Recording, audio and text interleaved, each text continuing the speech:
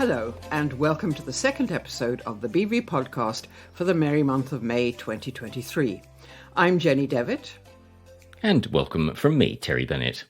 And Terry and I have just the one item for you in this episode. This month's Dorset Island discs are chosen by Charlie North Lewis. He's the man who took on the role of theatre director and programmer for the Tivoli Theatre in Wimborne over 20 years ago. The theatre puts on live stage shows and screens films, continuing its original role in Wimborne's life. It was originally built as a cinema theatre in 1936, but fell into a state of disrepair and narrowly escaped demolition in 1979. Charlie's former life was as an actor, a drummer in various bands, a sound engineer, and a manager of various theatres and other entertainment venues before working for BAFTA. He attended school in Swanage and Milton Abbey and had been wanting to get back to his Dorset roots when, in 2002, he spotted an ad in The Stage magazine for a general manager at the Tivoli. His background made him perfect for the job.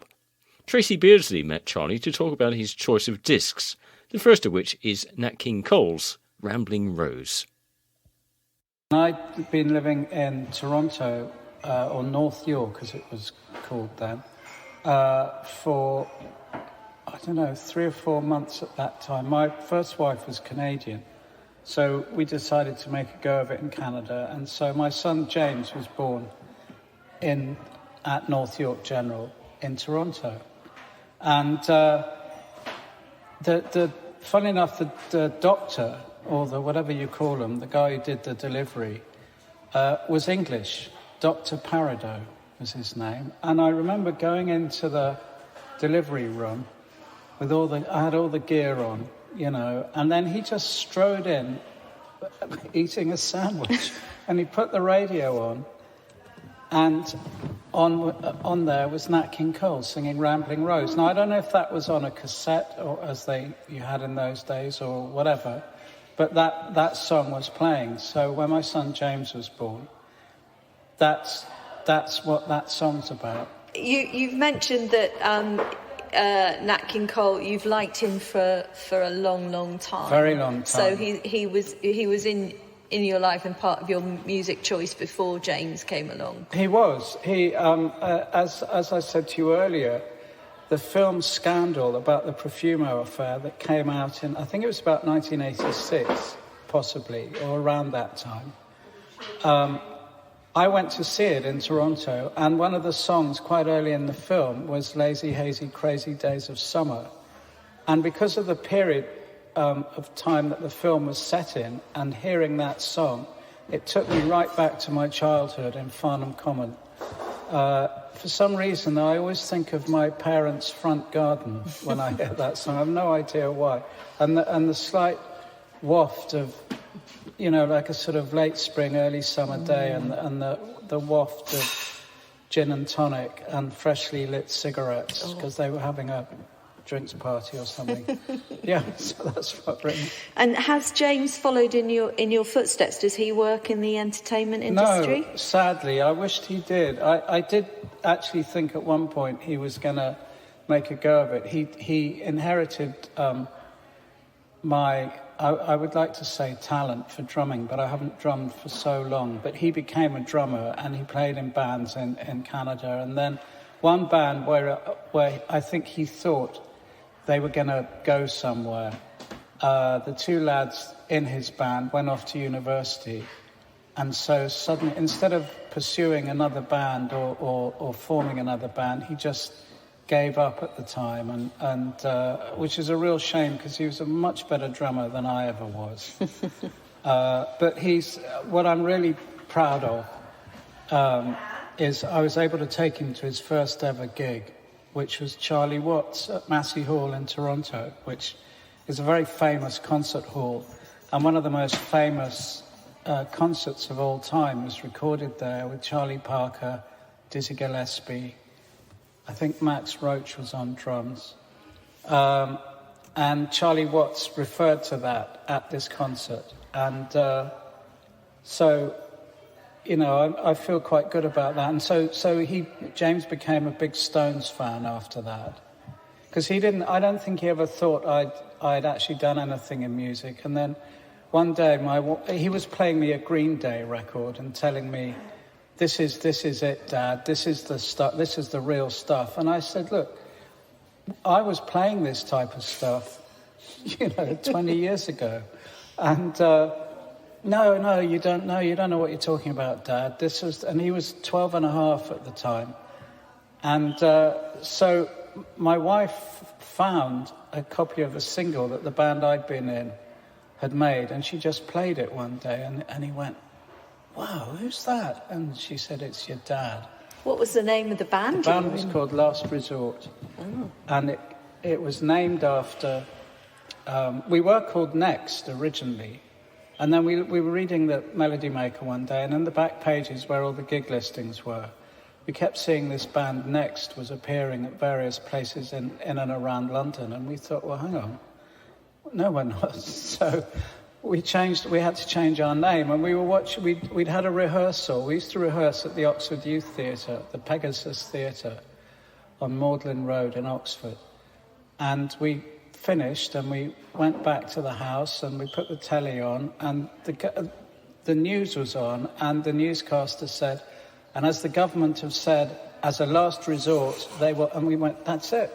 And there was another last resort band that were sort of a skinhead, I think they were called Class Rebellion or something type, which was nothing like us at all. I mean, we were just a rock band to begin with. And then you had three completely different interests in music. You had a guitarist who was really into David Bowie and that sort of white soul, Philly soul kind of thing. You had a bass player who was really he was quite a prog rock fan. And then you had me on drums who loved the Rolling Stones, Eddie Cochran, Gene Vincent, Elvis, and the Small Faces and Free. So when you were growing up, was that your ambition to be in a band and play in a band? Yeah. I wanted to be an actor as well. Having grown up in Farnham Common near Windsor, from about the age of 8 or 9, the next door neighbour was a freelance assistant film director, and he would take me during school holidays. He took me to Shepperton the first time to watch a Doctor Who film, which had Peter Cushing as Doctor Who. And I think Bernard Cribbins, or there's one with Bernard Cribbins, there's one with Roy Castle. So that was something. And then up the road from me was the Fuzzy Felt's factory. We lived in a cul-de-sac in Farnham Common, and at the end, where the round bit, was what probably used to be like the manor house or whatever you want to call it, the big house with a massive garden. And that was where the Fuzzy Felt's factory was. Fuzzy Felt, that is such a blast from the past. Yeah. I loved Fuzzy Felt. Well, that was started by an American woman who lived over here. And she used to make, she'd set up a company making uniforms, I think, for the armed forces. And with all the cut-offs that they had left over, she started a creche for the factory workers' children. And that's how Fuzzy Felt started. And actually, it was a tiny little industry. And I used to go, and they used to let me help pack the boxes and things like that. And her grandson, Dave, was my friend. And his aunt, her daughter, was married to Melvin Hayes. And so there, that's how I got to meet Cliff Richard when I was about 10. But also, I would meet Richard O'Sullivan and people like that. And then, when I was growing up in Farnham Common, I went to my very first pantomime, which was at Theatre Royal in Windsor, and it was Robinson Crusoe. And I was 6, so this had been 1960. And I knew, I know this might sound unbelievable, but it's actually true. I knew then that I had to do something when I grew up, which I haven't. I'm still waiting for that to happen, actually. But when I became an adult, I wanted something to do with that. And to be honest, it didn't really matter what it was at that point. And Gradually I wanted to be an actor, but I also wanted to play in a pop group, as they were called then. But now, then they became known as rock bands. And so I thought, if I get my training for acting done first, and then I can join a band, which is what happened. And then if we could now talk about your second choice. Again, it was inspired by your wife. What's your wife's name, by the way? Fiona. So this is Our Town by Iris, is it Dement? Iris Dement. Iris Dement. And you said that she played it when you first met. That's right. So where did you meet her? In Canada? No, actually, my first marriage broke up, and I came back in 1997, and I worked for a year for the Granada Group. I was only intending to come back briefly, by the way, to sort myself out, and it was recommended. My doctor in Canada said, you should just go. She knew that the marriage was ending. You should just go back to England. She happened to be Scottish, actually. And I said, no, I can't go back. She said, you need to have a short break. She said, it doesn't mean forever. Just go back and sort yourself out. My mother told me to move back. My best friend's wife told me to move back. So I came back initially not having any idea what the future held, but not thinking that I would end up staying. So I started off at a job for the Granada Group for about a year, where I managed a hotel. And then this job at BAFTA came up, and I just applied for it, not expecting to even be called. And I got a letter almost by return post asking me to come in for an interview. And on the way to the interview, I wrote my car off, which is a whole other story. And anyway, I got the job. And one of the first things I was asked to do at BAFTA was to manage this project that had been handed to me, which was to revamp what was basically the banqueting area at BAFTA. BAFTA being a club for the film and television industry. And they wanted this whole suite, if you like, to be done in honour of David Lean, the film director. And so I worked with David Lean's widow, and one of the things we were doing was we're getting photographic stills, but production stills from all of his films, as opposed to a picture of a scene from the film. So the criteria was possibly one of the actors in it, definitely a piece of film equipment, and possibly David Lean in the picture as well. You could either have all of those or one of those, whatever it was. And I went with the late Sir Sidney Samuelson. We spent most of the day at the British Film Institute going through all of David Lean's films, all these pictures they had. And the one film we couldn't find something that fit what we were looking for was Dr. Zhivago. So Sidney said to me, I know this place in Camden. It's called the Cabal Collection. Give them a call when we get back. So we got back to BAFTA, and almost 2 minutes later, Sidney calls me. Have you phoned him yet? Well, no, there's a leak. No, phone them now. All right. So I phoned them, and I got speaking, this lovely voice on the end of the phone. And I thought, and I said something. I've no idea quite why I said it, but I alluded to the fact that she must be quite glamorous, which of course you couldn't say that these days, but that was then. And I discovered she was Australian, but she didn't sound Australian at all. And then when I said, oh, I bet you're quite glamorous or something, she went, oh no.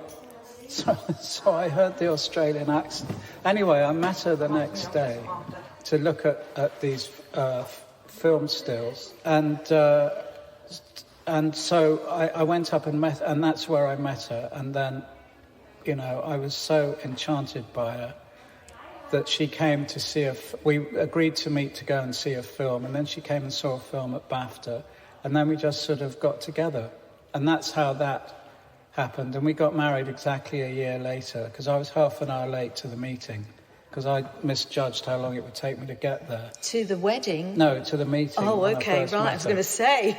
And so So we got married at 11:30 on March the 4th, 2000. So and she'd played me this song, saying it was one of her favourite songs, and she wanted it at her funeral. So it's a special song. And the lyrics, very, very beautiful. Yes. Saying a sad but beautiful song. It's sort of, the way I understand it, it's about the end of the small, rural communities or small towns. It's how they've sort of been gobbled up, either by getting closer to a city because of building, or, big corporate shops and things going in them. I think you should listen. I think it's a really lovely song. And your third choice is For a Dancer, a tribute to Jackson Browne album. So can you tell me the importance of that one? To be honest, I just think it's one of the best songs ever written, and that's it. I absolutely love it, and there are several versions of it.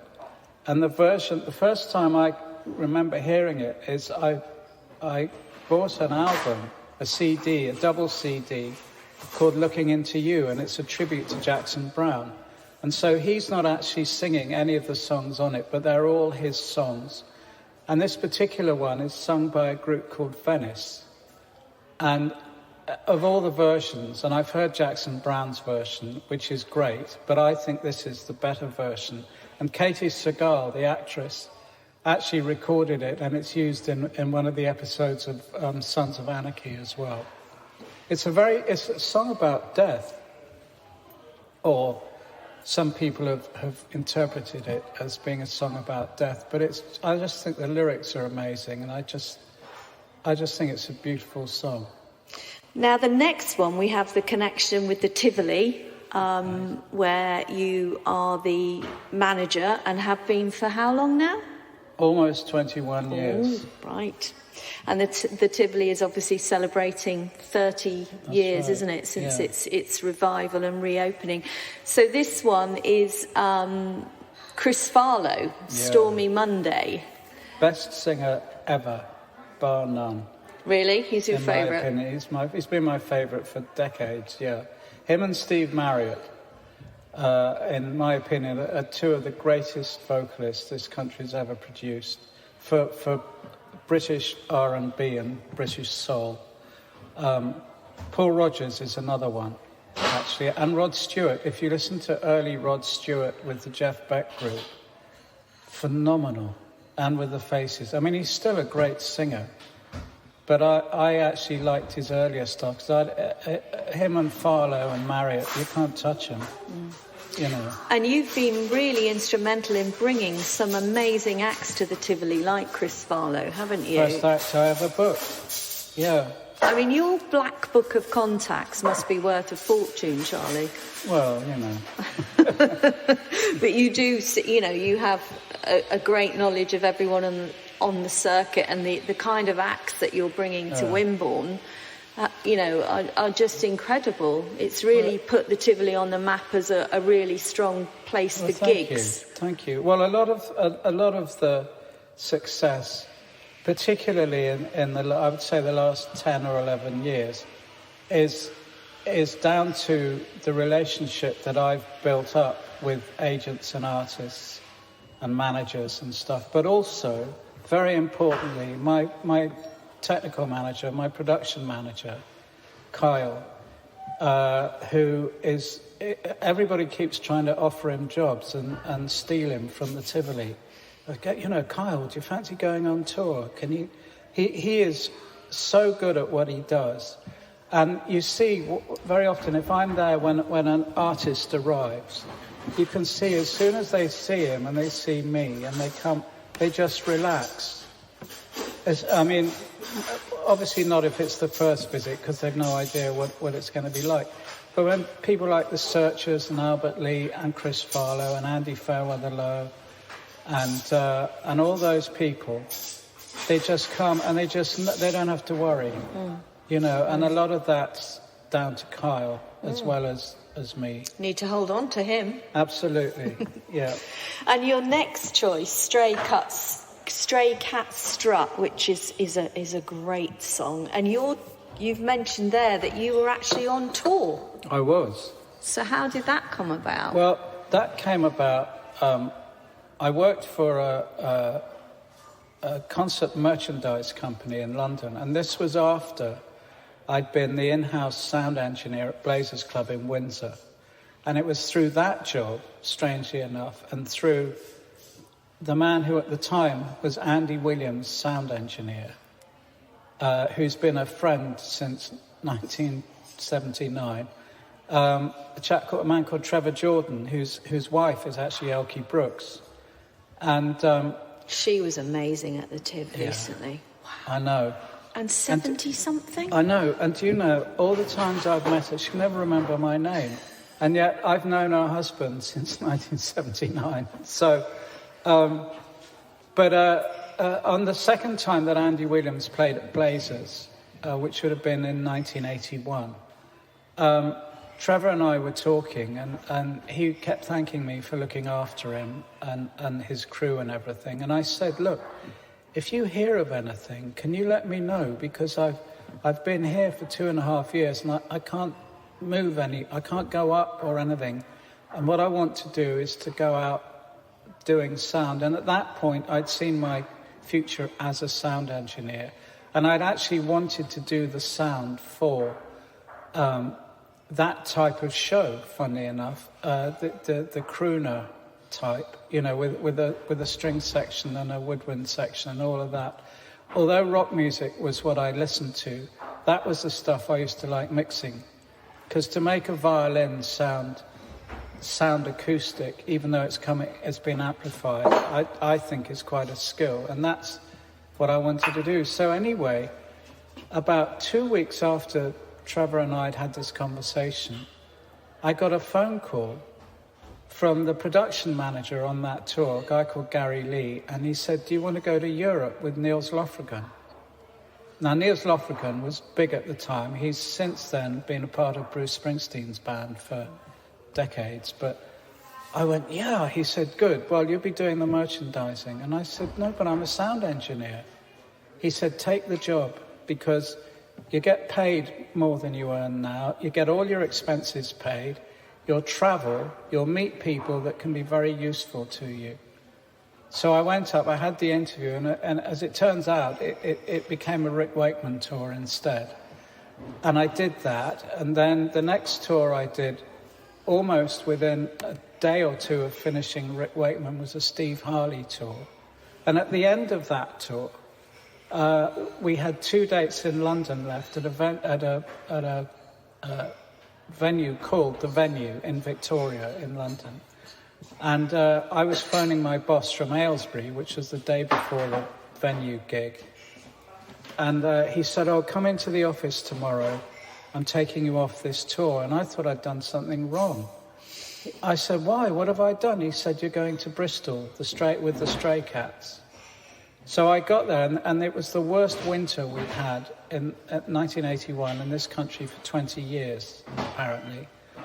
And the snow was appalling. And we never got to Bristol. It was actually Chippenham, but we never got there because we were all ordered out of our vehicles on the M4 because of the snow.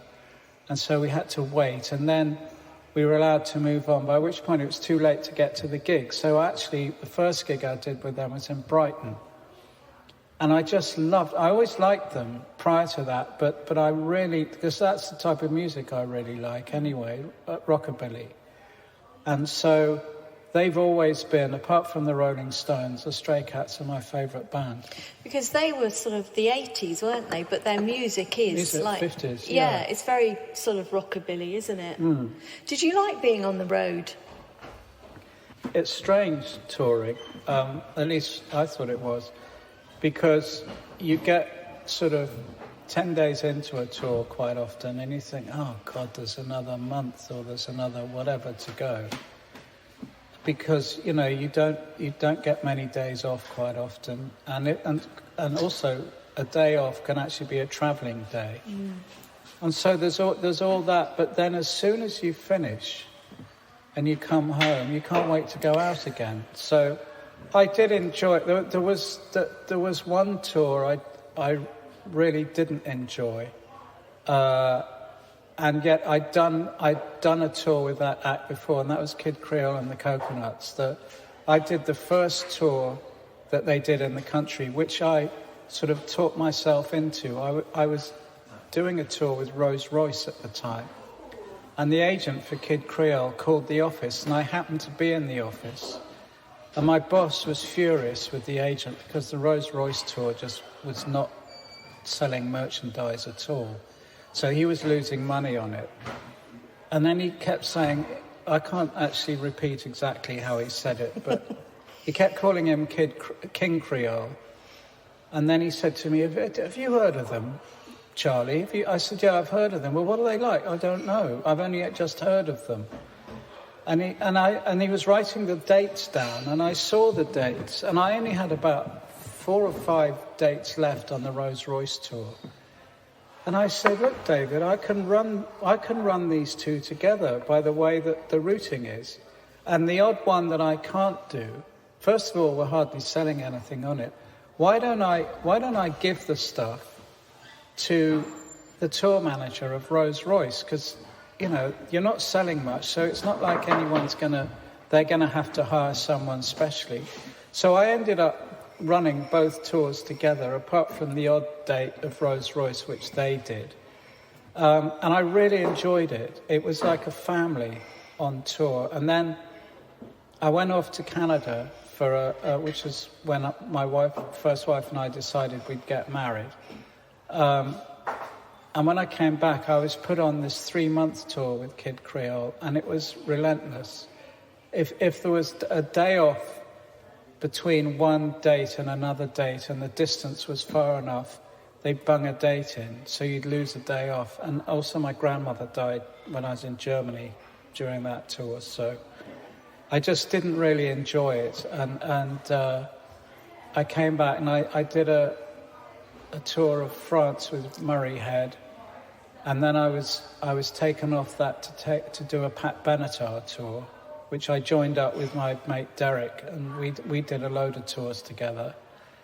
And then Tears for Fears, and then I went to Canada. Gosh. Yeah.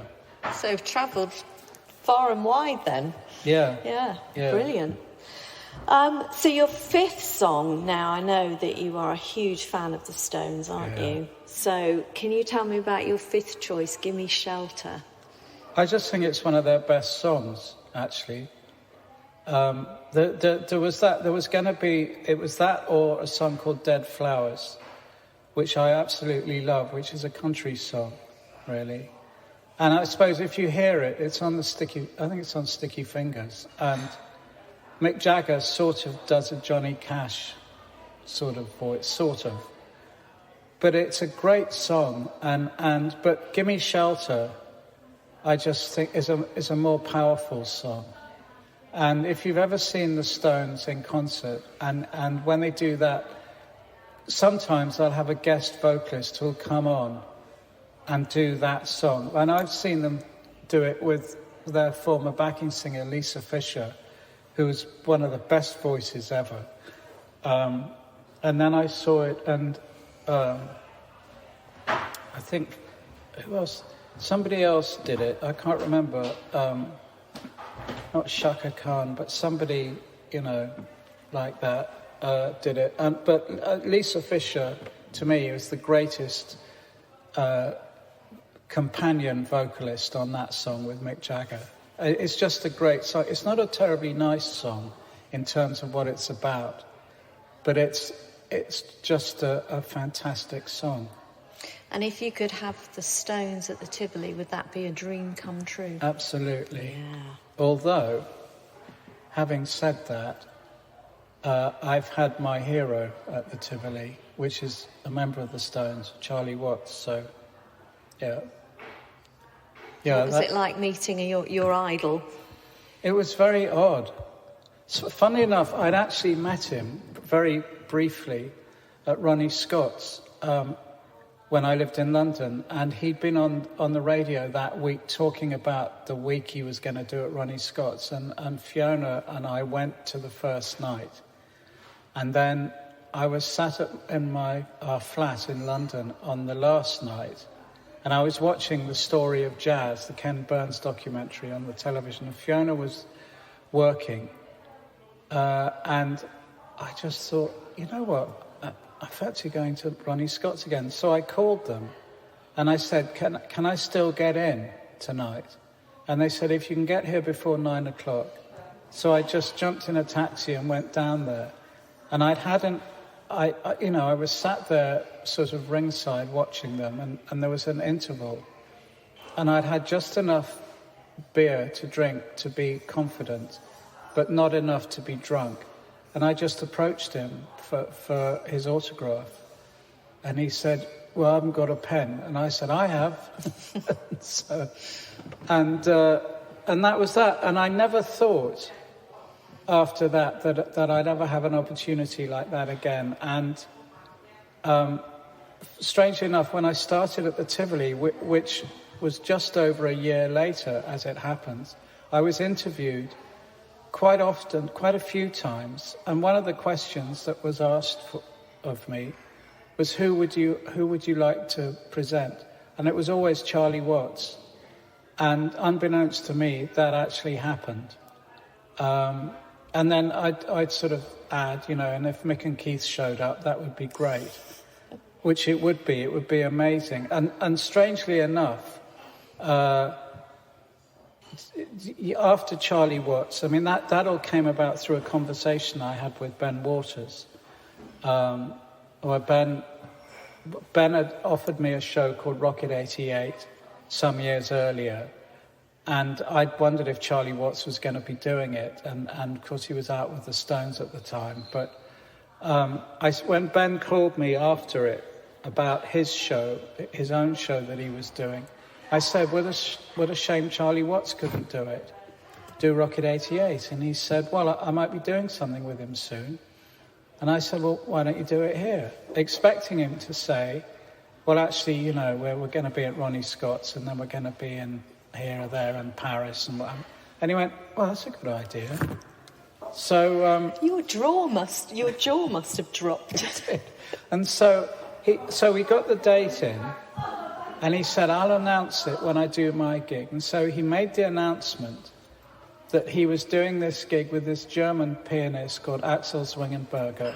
And he was hoping Charlie Watts was going to be able to join them. And he didn't know for sure yet, but he was really hoping it might happen. And the ticket sales went through the roof just on the off chance. And then 9 days before the gig, I got an email from Ben saying it's on. And I was just over the moon. And so when I first met him, I couldn't believe it. I saw him. I was standing in the scene dock at the Tivoli, and the door with the shutter was up. And I saw him getting out of a car and standing in the car park. And I thought, I can't believe this. And then I was introduced to him. And then we didn't sort of talk a lot, particularly. And then, they did the gig, and I said goodbye to him. And then I went and saw them at Bognor Regis and at the 100 Club. And then they came back in the autumn, and I spoke to him a bit more then. And then the next night I went to Lyme Regis and to see them. They were playing at the Marine Theatre. And I'd been speaking to Dave Green, the bass player, that morning. And Dave said, I'm taking Charlie to Lyme Regis. And I said, well, which route are you taking? And I said, well, you've got to do a detour to Milton Abbas. That's where I went to school. You've got to show, it's just beautiful. You've got to show it to him. So he did. So when I got to Lyme Regis, in the interval, I went backstage. And I can't say exactly what the wording was, because you'd have to censor it.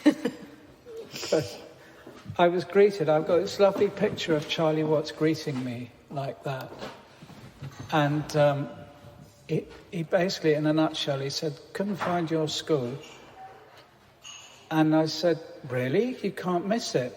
And he calls out to Dave Green. It's Dave. Oi, Dave. Couldn't find Charlie's school, could we? And it's hard to explain what that meant to me, just that bit.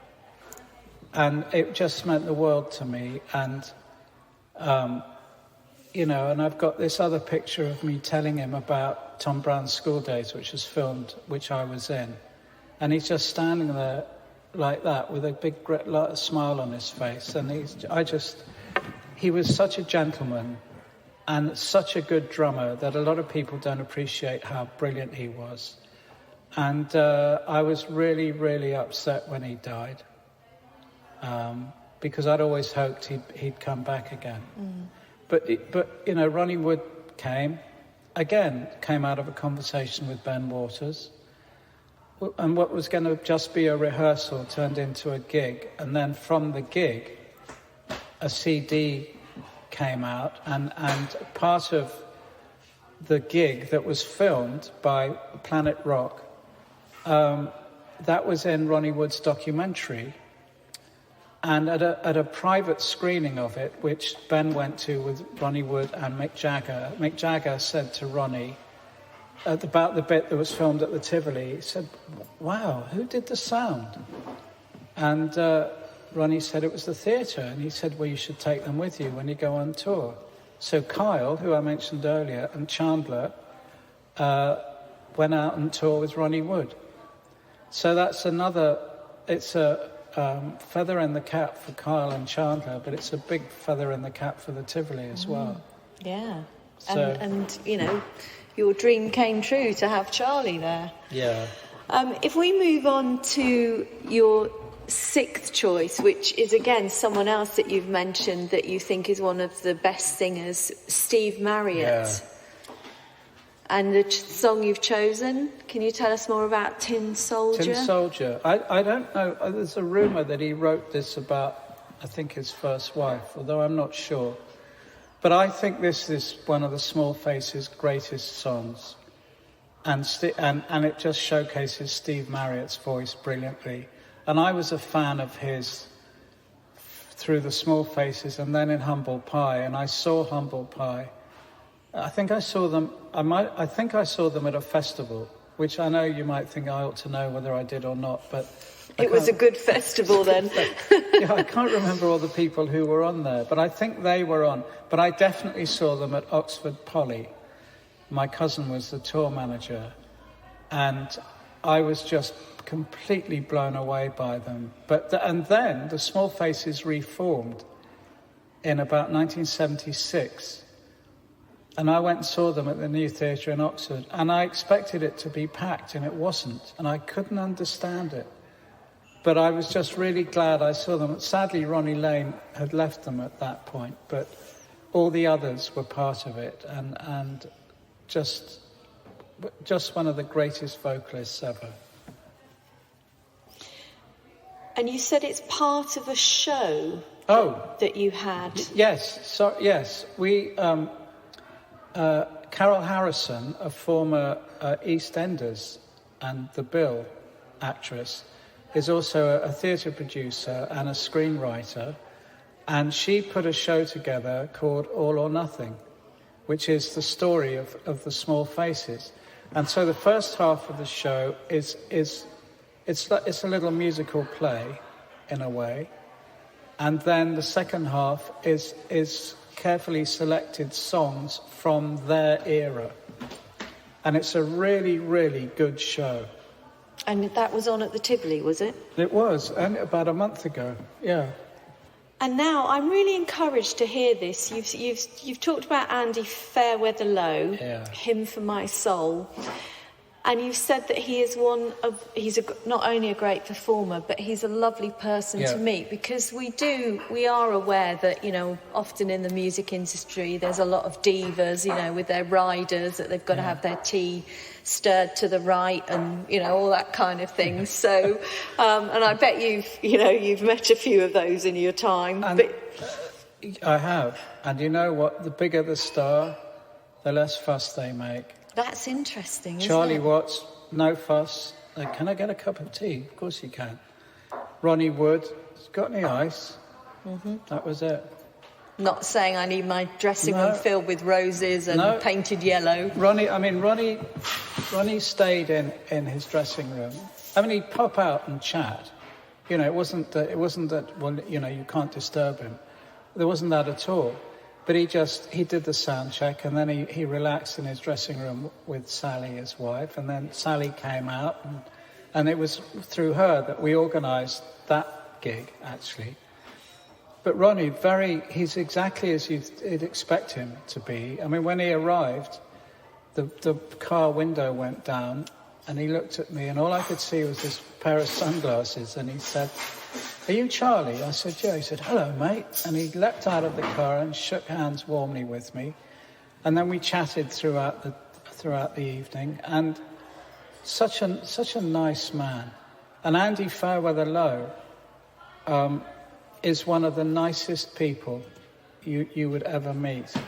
He just is. He's got no side to him at all, and you can sit and have long chats with him about all sorts of things. And he's great company, and I think he's one of the most unsung heroes, because a lot of people don't realise exactly what he's done in his life. I mean, he was a pop star in the 60s with as they were called then, with Amen Corner. And then he had quite a good bit of solo success. And then he ended up basically becoming a sideman. He was with Eric Clapton for years. He was with Roger Waters for years.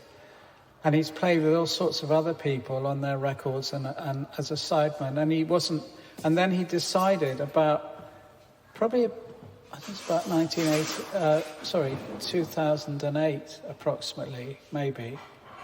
He took him, Dave Bronze, who was Eric Clapton's bass player, and initially Chris Stainton, who was the keyboard player with Eric Clapton, and they got another drummer, and they just went out on tour, and they played the Tivoli, and I was just blown away by it.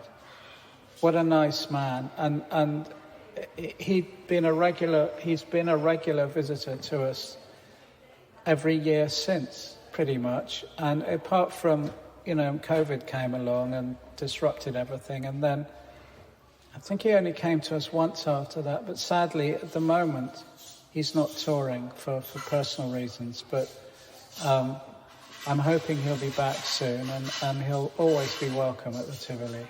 And Hymn for My Soul, why is that the one that you've chosen out of his... I just like the lyrics. And in fact, I first heard Joe Cocker do it before I heard Andy do it. And Joe Cocker's version is amazing, but you know, it's Andy's song, and I'm just really pleased that he's... I think I could refer to him as a mate, actually. And I went and saw him at Eastleigh, and it was lovely to see him. And that's another example of when an artist arrives at a venue and they just know everything's going to be all right. Albert Lee has said that from the stage. He said, "Oh, you know, we've been working hard and travelling everything." And then I thought, "Oh, good, we'll be in Wimborne soon. It'll be all right." Wow. Yeah. And the late Brian Hodgson, who was Albert's bass player for years, I always remember Brian arriving at the theatre one day, and I don't think he could hear me, he just said, "Oh, home from home." That's such a compliment, isn't it? Because you think these people have played, you know, they're probably playing in some of the most amazing venues, you know, with the greatest respect to the Tivoli, which is, you know, a wonderful Art Deco building, but it's, you know, it's not on the scale of, you know, some of the glamorous venues, you know, Ronnie Scott's or some of the ones that are in Paris or anything. So it's a huge testament to you. Yeah. There's another, actually... which is not so much to do with music, but it's to do with where we are on the national stage, as it were. Pardon the pun if there was one in there. That we're very fortunate with comedy. In fact, Jim Davidson's got his panel show in tonight and tomorrow night. They're doing 4 shows, which translate into 8 shows for his TV Ustream channel. But we've also premiered people. They call them works in progress. Like Lee Evans, Jack Dee has done one twice. Michael McIntyre's done a few, and various other people have done them. And I was driving along one day, one Saturday morning, when Graham Norton used to be on the BBC, and he was speaking to an author called Sophie Hannah. And they were talking about a book she'd written, which is about a female stand-up comedian. And I can't remember the name. I think it's called something like The Narrow Bed, but I honestly can't remember the name of the book.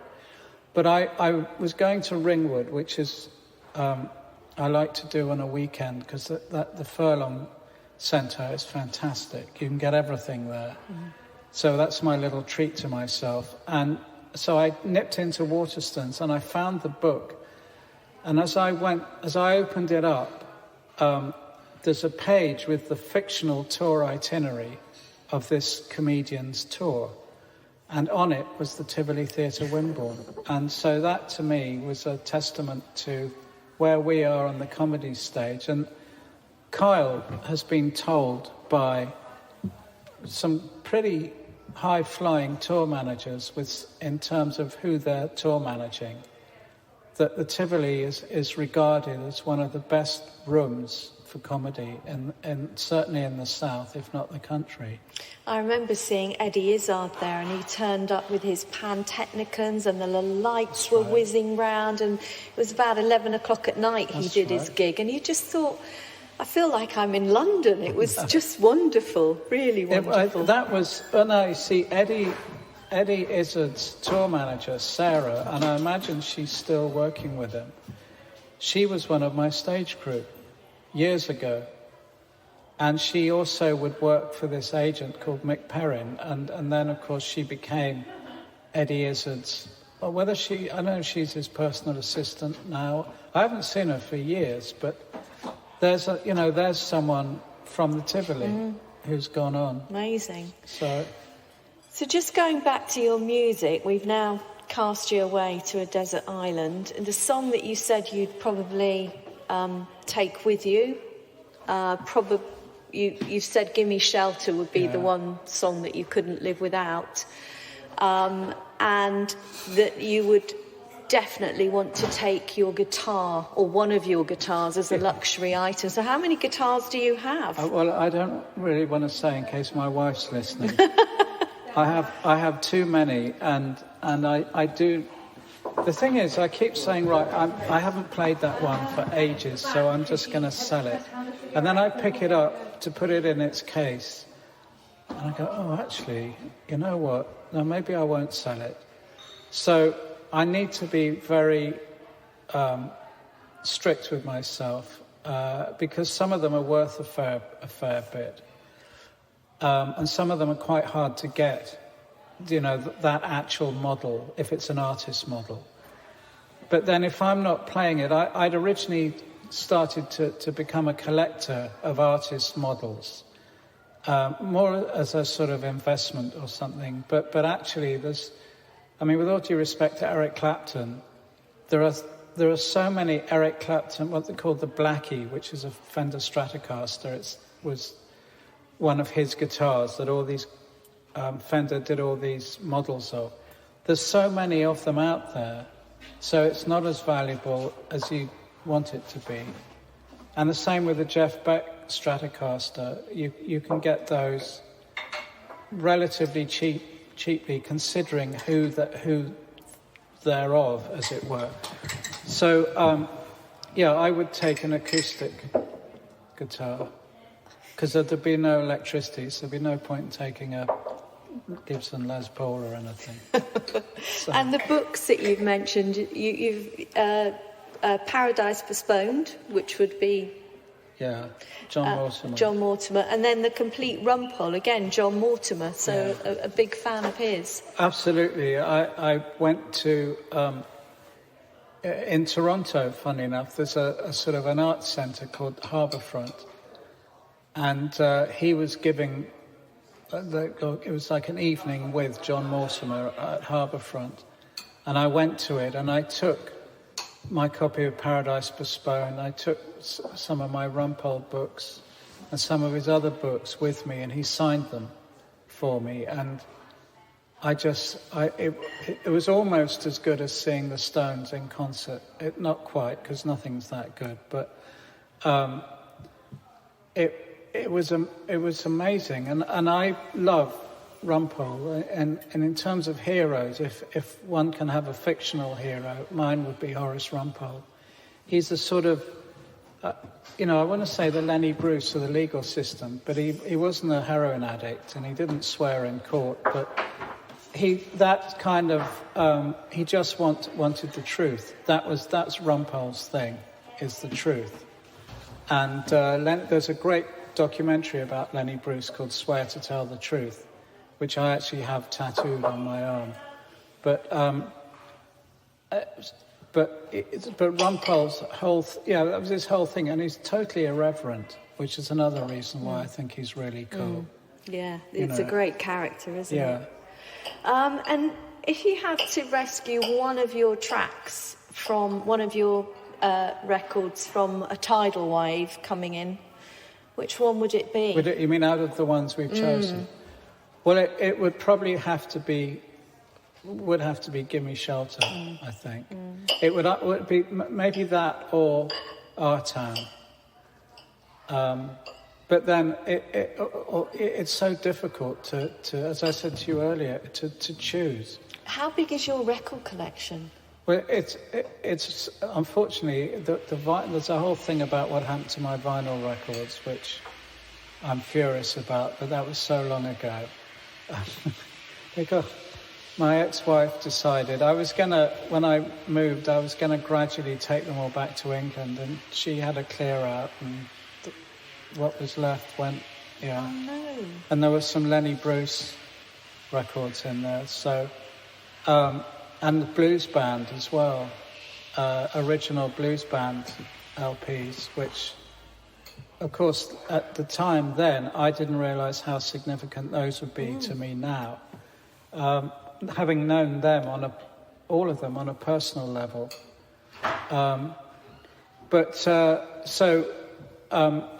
My record collection is mostly CDs now, and I get given an awful lot.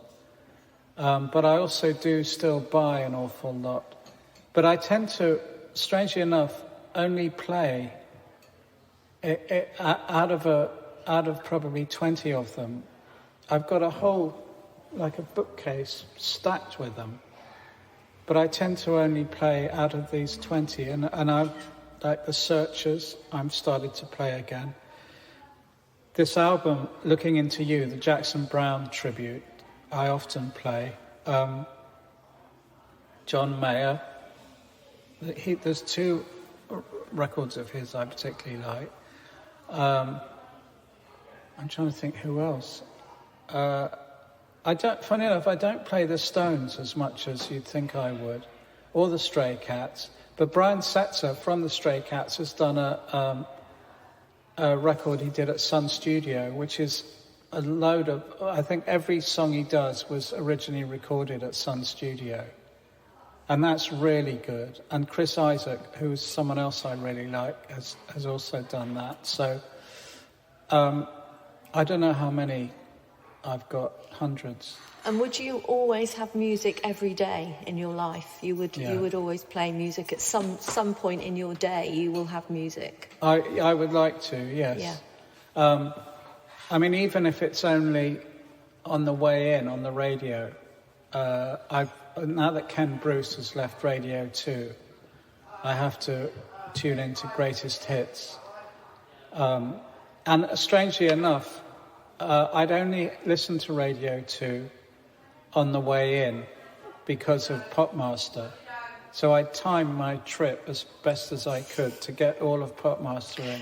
Yeah, I do like music. Usually one of my things at home is if I'm making dinner, which I like to make the dinner, just because it's a way of unwinding for me. I'll put music on then, and then I'll sit while I'm the vegetables are boiling and have a beer, although I have to cut down on the beer, but a beer and a Benson and Hedges. A non-alcoholic beer?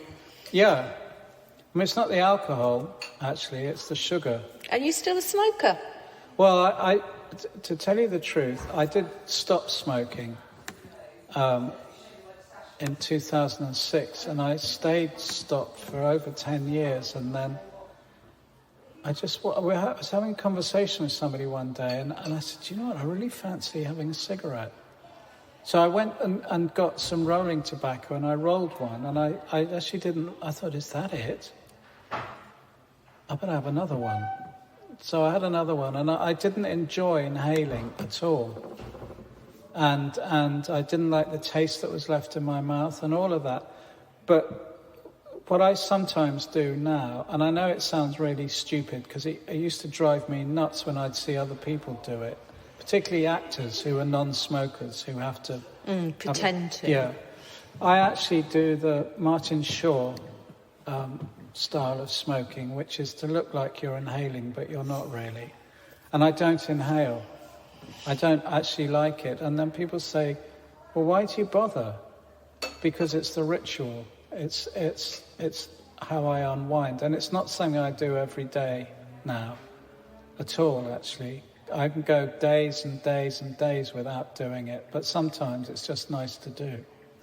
And, I mean, obviously you've gone through a huge career span with the music industry, the entertainment industry. How do you feel about the way things are going with it now, with, streaming music and these instant pop stars off of these reality shows? And, it's almost like some of the bands now aren't doing their graft of touring and learning their trade. Yeah, absolutely.